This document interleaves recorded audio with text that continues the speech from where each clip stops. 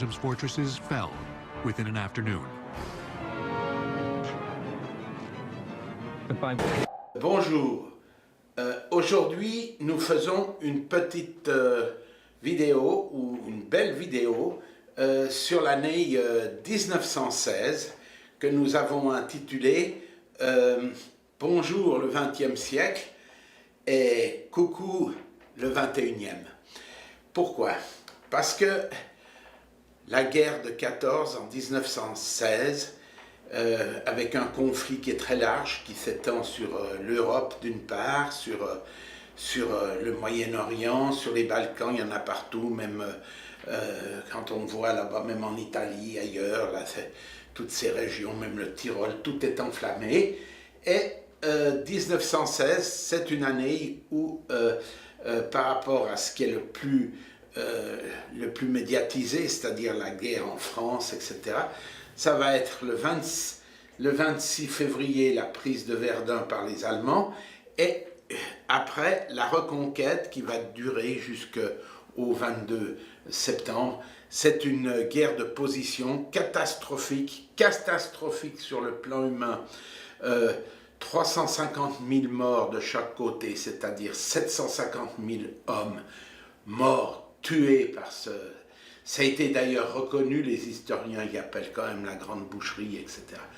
Et c'est une guerre très dure, c'est une guerre de position, on vit beaucoup dans les tranchées, vous voyez ici on a un peu mis, vous voyez le couteau, voilà ce qu'ils ont, du pain sec et des noisettes, ils fument la pipe, etc. Mais il y a aussi tous les animaux qui vont être tués, non seulement les chevaux, les pigeons voyageurs, les chiens qui faisaient toutes sortes de travaux particuliers, mais aussi tous les vaches et les moutons, tout ce qu'on va encore en plus manger. Ben alors ça va être une destruction terrible parce qu'il n'y a plus personne qui fait quoi que ce soit, c'est quand même terrible.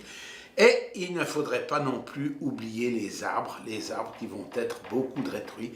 Et regardez ce qu'un arbre est capable de faire. Mais vous avez vu la beauté de cette pie, vous vous rendez compte que c'est un arbre qui a fabriqué ça. C'est trop magnifique. Bon, enfin, en 1916, guerre de position. Mais durant cette période aussi, on va voir que finalement, c'est très important pour l'amélioration générale.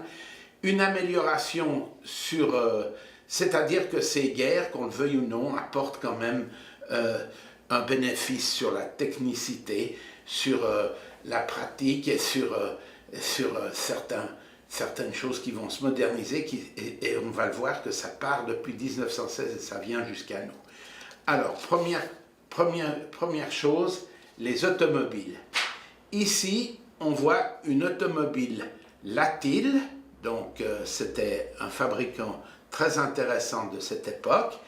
Ça a duré assez longtemps, les Latil, même en matière de tracteurs forestiers, ils sont restés pendant des années. Il est numéro 1, si ce n'est pas en France, c'est presque dans le monde entier. Mais cette Latil ici, auto-mitrailleuse, vous voyez, avec une construction mitrailleuse Hotchkiss dessus, eh bien, c'est la première fois pardon, c'est la première fois que nous avons un véhicule 4x4. Voilà, donc déjà, voilà, à cette époque, on a compris qu'il fallait mettre la traction sur les 4 roues. Donc ça, c'est un ancêtre de ce que nous avons aujourd'hui encore. Qui sait qui n'a pas envie d'avoir une Dacia 4x4 par exemple? Eh bien voilà, ici vous avez une 4x4. Ici vous avez le même modèle mais en Peugeot, mais malheureusement traction arrière. Et c'est aussi une automitrailleuse, mais on voit que finalement on a protégé la voiture et on voit les nouvelles formes apparaître. On voit qu'il y a des nouvelles formes qui vont venir. Vous voyez, ici on voit déjà la forme, tout est déjà très formé pour venir jusqu'à notre époque. La deuxième chose qui va rentrer en guerre en 1916 et puis qui existe encore aujourd'hui, puis qui a été la base même des guerres modernes, eh bien c'est le tank. Ici vous avez le Mark I. Ce Mark I, on devrait dire Mark I. Ce Mark I, ici, c'est le premier tank que les Anglais vont utiliser dans le théâtre dans le théâtre de guerre, surtout dans la région de la Flandre. Et vous voyez que le canon est latéral, donc on avance comme ça, le canon bouge comme ça, donc peu importe, mais devait y avoir une technique. Et voilà, c'est le premier, il est magnifique, il a un moteur, et puis ça avance, il prend les types, il les met là-dedans, ils conduisent tout ça, et c'est fantastique. Regardez, ici on l'a présenté, on a fait un tas de gravats pour le présenter à Piccadilly Circus. Vous voyez, il est là au milieu, vous voyez, ce truc est déjà baptisé, il s'appelle Julien, voilà, et il est présenté pour pouvoir partir à la guerre. On l'a mis sur un tas de gravats pour pouvoir. Donc vous voyez le canon sur le côté, ici la tourelle de commandement, etc. Donc vous voyez, c'est assez extraordinaire. Voilà celui qui va venir après, qui est fabriqué par Renault, qui s'appelle le Mosquito, le moustique. Donc c'est le petit Renault, le FT17. Voilà, vous avez ici l'idée de voir comment vous avez le conducteur ici et le mitrailleur ou le canonnier, mais enfin c'est plutôt une mitrailleuse qui avance ici. Ici vous avez une petite rattrape pour si jamais ça ne va pas très bien pour remonter un ravin, etc. C'est magnifique, voilà. Je vais vous le présenter en vrai. Le voilà, le Mosquito. Vous pouvez le voir ici, ici il est déjà même pourvu d'un petit canon, hein, ça va bien. Voilà, ça c'est la fin de la guerre qu'on a sauvé. La troisième chose, très important pour le modernisme et ce qui va complètement changer les guerres modernes, etc., mais qui a été aussi en 1916 à la base de tout cela, c'est les sous-marins. Si vous allez regarder notre site, vous verrez aussi qu'on a une grosse partie de notre site qui traite du problème des sous-marins. Vous voyez, ici, vous avez le sous-marin français, vous voyez, l'Amarante, voilà, très belle bête.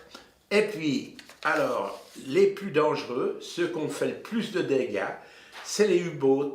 Ici, vous avez un U-boat qui a été fait prisonnier, qu'on a amené sur une côte anglaise. Vous voyez que ça amène quand même des gens pour le voir. Voilà, un U-boat en 1916 qui a été fait prisonnier. Vous pouvez voir la taille de l'objet, cet énorme machin qui va sous l'eau et qui fait tant de dégâts avec les lance-torpilles qui sont là de chaque côté, etc. Vraiment, guerre moderne, déjà, vous voyez que finalement, il y a peu de changements par rapport à ce qu'on a maintenant.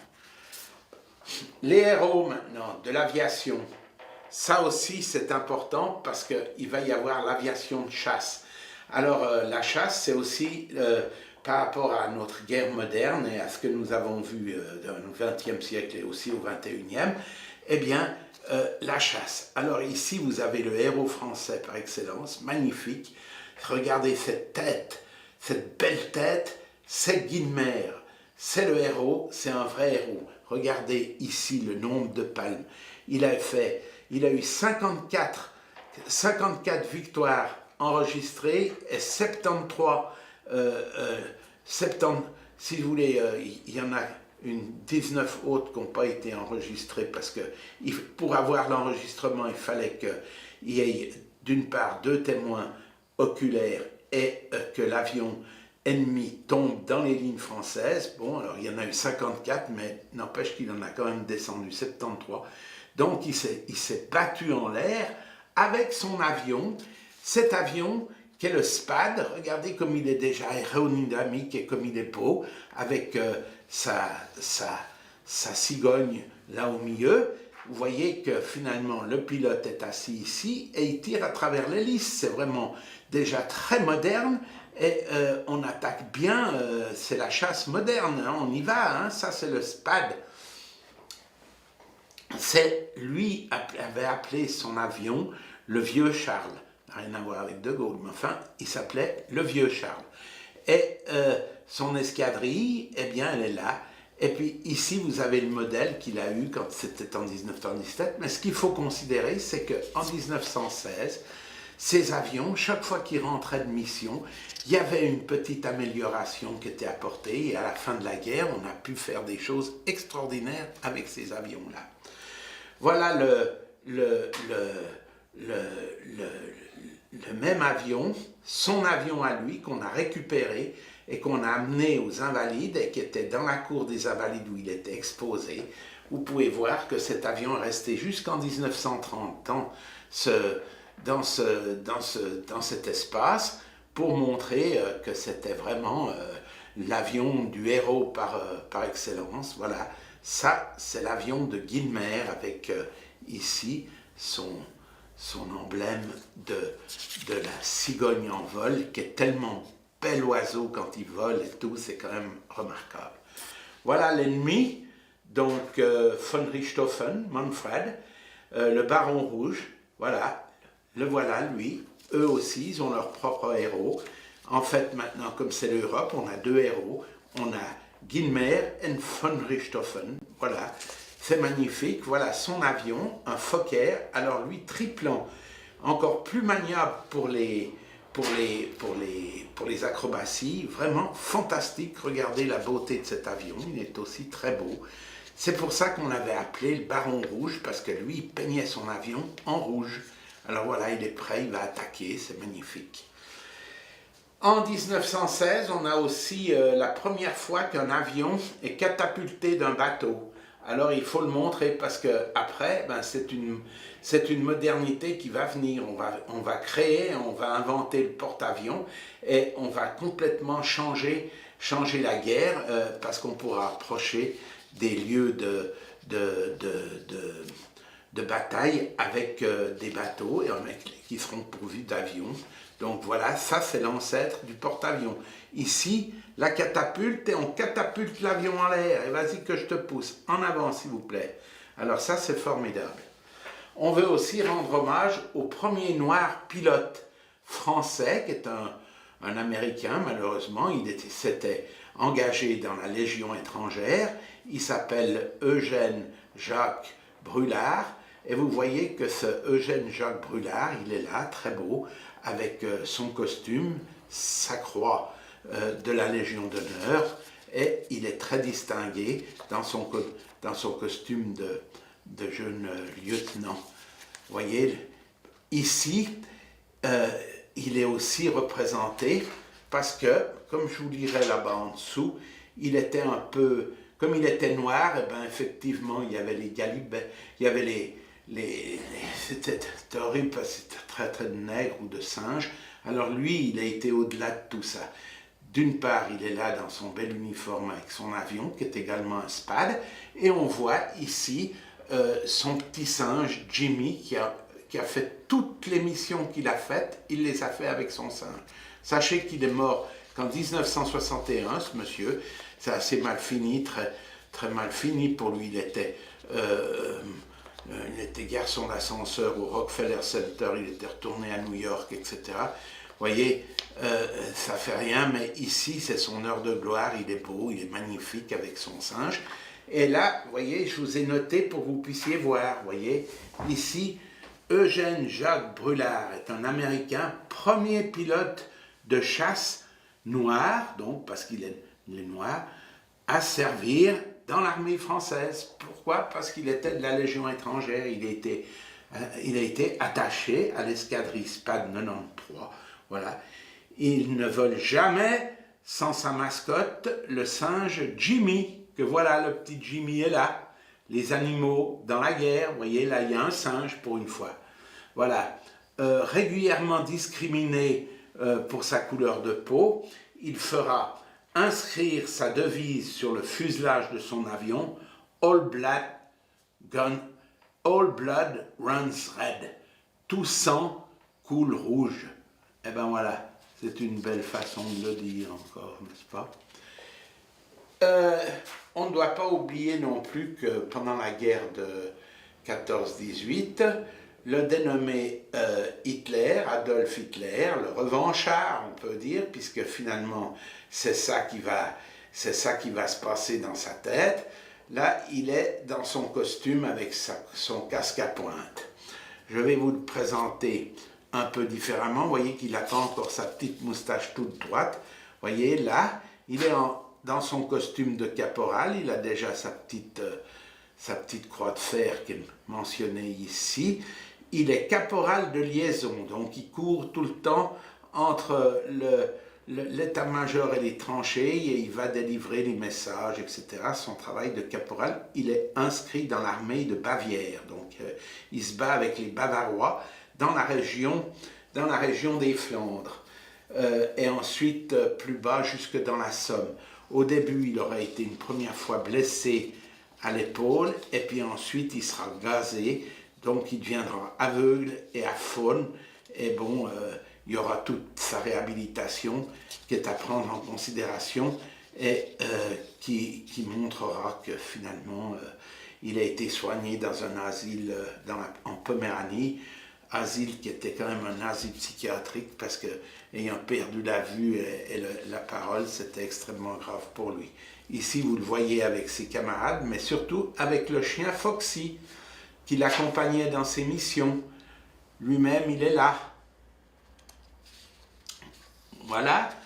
Il faut mentionner qu'avec la guerre, il y a eu tellement de personnes décédées que ceux qui ont survécu, comme lui, comme Charles de Gaulle, qui a aussi été blessé 3 fois, qui a été fait prisonnier, qui fait 6 fois, il a fait des tentatives d'évasion, etc., Charles de Gaulle, eh bien, ils sont revenus avec Churchill, donc Hitler, Churchill, de Gaulle, tous ces types étaient concernés.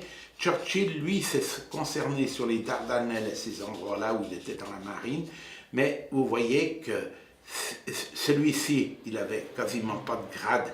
Les autres, c'est-à-dire Charles de Gaulle, il avait déjà compris tout ce que ça voulait dire d'avoir des tanks et des choses comme ça, donc c'est très intéressant de voir que ces gens qui ont échappé à cette guerre, eh bien, somme toute, après, ils se sont occupés pour faire la suivante. Absolument incroyable. Autre progrès provenant de la guerre de 14-18 et particulièrement en 1916, ici vous avez les femmes à l'usine. Donc ces femmes à l'usine, on ne les appelait pas les midinettes bien sûr, mais les munitionnettes. C'était un travail qui était bien payé, il était mieux payé que tout autre travail d'usine parce qu'il y avait effectivement un très grand risque que de mettre cette poudre dans ces obus et de fermer l'obus, etc. Et c'était quand même des machines qui étaient un peu particulières, mais enfin, donc elles étaient d'abord payées 50% de moins qu'un homme. À la fin de la guerre, ça s'est un peu arrangé, c'était plus que 20% de différence. Mais pour dire, à la fin de la guerre, et parce que ces femmes ont été travaillées, ces petites munitionnettes qui étaient en fait déjà quasiment des suffragettes, quand elles sont sorties de la guerre, elles ont réclamé plus de leurs droits et les choses prendront du temps jusqu'au jour où elles obtiendront le droit de vote en 1944 pour la France. Mais pour dire, c'est quand même extraordinaire de les voir là au travail et de voir que c'est effectivement aussi quelque chose qui fait que ce monde va changer. Voilà ici ce monsieur qui a l'air tellement gentil, c'est Aristide Briand. Ce Aristide Briand, c'est un parlementaire et pour l'année 1916, c'est le patron de la France. Il est président du Conseil, c'est lui qui prend toutes les décisions.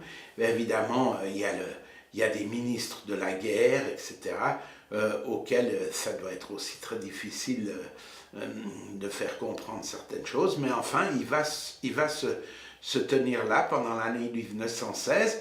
Il ne faut pas oublier qu'en 1911, c'est lui qui a obtenu la séparation de l'Église et de l'État. Mais surtout, pendant cette année 1916, il va lutter, comme c'est précisé sur cette carte postale, qu'on veut mettre tout le monde du même côté, c'est-à-dire l'union sacrée. Alors, les radicaux, la CGT, les socialistes, les progressistes, les catholiques, les monarchistes, tous ensemble pour la guerre. Donc, tous ensemble pour 700 000 tués, rien que dans une périphérie de quelques kilomètres carrés. C'est terrible, c'est terrible, c'est terrible. On a voulu aussi exprimer que pendant cette guerre, il y a aussi quelque chose de très moderne. Il y a les espions, les espionnes. Ici, on a l'espionne Mata Hari, H21. C'était son nom de code, elle émargeait aussi bien chez les Français que chez les Allemands. On n'a jamais pu vraiment déterminer de savoir si elle était vraiment coupable d'espionnage ou non, mais de toute manière, elle était à peu près dans cet état le jour où on est venu l'arrêter. Et après, regardez cette belle femme hollandaise qui était danseuse dans les cabarets en France. Regardez cette belle femme quand elle était bien habillée. Eh bien voilà comment on l'a amenée au poste de police où on lui a signifié qu'elle était arrêtée comme espionne. Alors cette femme après, elle va être passée au fusillé. Ici c'est l'autre espion connu de la période 1916, c'est Bolo, qu'on appelait aussi Paul Bolo ou Bolo Pacha. Pourquoi Pacha? Parce que c'est ça qui lui a valu d'être considéré comme un espion, c'est que pendant la guerre, le khedive d'Égypte, Faisal, a été fait prisonnier et il s'est enfui, il a été réfugié naturellement en Suisse, chez nous, ici à Genève. Voilà, il était là, il était bien. Et ce monsieur, c'était son conseiller qui faisait les Paris, Genève, il s'occupait de ses affaires, etc. Comme ce khedive était resté très acquis et très ami de l'Allemagne, il a reçu beaucoup d'argent en marques que lui faisait transférer dans des banques américaines. Quand les services secrets ont su la chose, on a arrêté Paul Bolo, dit Polo Pacha, et on l'a fusillé. Donc vraiment rien vraiment de grave, l'union sacrée est sauvée. Ce qu'on veut dire, c'est que aussi pendant la 1916, il y a eu deux, trois choses qui ont frappé et qui sont venues modifier un tout petit peu la culture. Ici, vous avez Maurice Ravel. Maurice Ravel, c'est un cas, parce qu'il a absolument voulu il voulait aller à la guerre, mais il était énervé, ça l'empêchait de dormir, il voulait être soldat, il voulait aller à la guerre. Et alors, pourquoi est-ce qu'on ne le prenait pas? Parce qu'à la Toise, il ne faisait que 1,61 m, il fallait faire 1,62 m pour être admis. Alors, refusé. Il a essayé l'aviation, il était trop léger, il faisait 48 kilos alors qu'il faut faire 50. Enfin, c'est quand même tout à fait spécial, mais si on veut bien, cet homme, à cette époque, il a déjà composé des choses magnifiques qui prouvent qu'on va vers une musique meilleure. Il était déjà extrêmement frappé par le jazz et par cette musique qui venait des États-Unis, et on reconnaît cela dans son boléro, dans d'autres valses très intéressantes qu'il a composées. Après ses échecs pour rentrer dans la guerre, qu'il n'y arrivait pas, il a tellement insisté qu'en 1916, il a pu obtenir le volant d'un camion. Alors il a fait les voyages pour apporter l'alimentation et les autres choses comme ça. Il était conducteur de camion. Vous voyez, ici on vous a mis, c'est de nouveau un camion Latil. Vous voyez comme ils sont beaux. C'est les camions de l'époque. Alors ça, il était tout à fait compétent. Il a conduit ce camion jusqu'au jour où il y a eu un obus, puis ça a cassé le camion, mais lui-même a survécu. Et tant mieux, parce qu'il y a eu tellement d'intellectuels tués par cette guerre de 14 qui était extraordinaire. Citons vite en passant un ami à lui, Apollinaire. Et ici, on veut vous montrer Breton, en 1916 à Zurich. Vous voyez, il est devenu Dada. Et le mouvement Dada de 1916, il est très important parce que tout va se modifier. D'abord, ils vont prendre beaucoup des futuristes italiens, dont nous avons d'ailleurs fait une vidéo que vous pouvez voir, qui est aussi dans notre liste. Et vous le voyez là, on faisait du dadaïsme, et ce dadaïsme va modifier toutes sortes d'appréciations. On va passer ensuite très rapidement, il va être détrôné par le surréalisme, mais c'est le début d'une nouvelle façon de voir l'art. Alors regardez, c'est même très intéressant, cette photo est en fait assez belle. Ça va aussi modifier tout le design, tout va être modifié avec ce mouvement Dada et le mouvement surréaliste de Breton qui viendra tout de suite après.